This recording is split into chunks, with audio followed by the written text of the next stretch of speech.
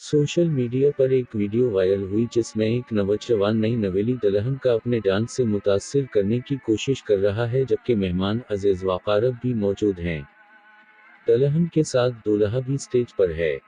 तफसीलात के मुताबिक वायरल होने वाली वीडियो में एक नौजवान को नए जोड़े और मेहमान के सामने स्टेज पर डांस करते देखा जा सकता है। नौजवान के रक़्स ने शादी की तकरीब में मौजूद लोगों ने उसके डांस को सराहा और उस मंजर की वीडियो को अपने मोबाइल फोन्स में कैद किया। नौजवान ने सलमान खान के गाने तारों का चमकता गहना हो, फूलों की मोहब्बती वादी हो पर रक़्स किया।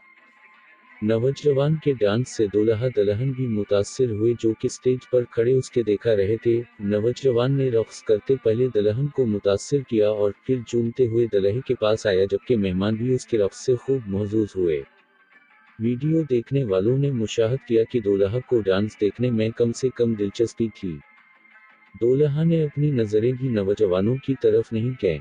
सोशल मीडिया पर वायरल होने पर उस वीडियो को गाने और लड़के के डांस को काफ़ी पज़ीराई मिली।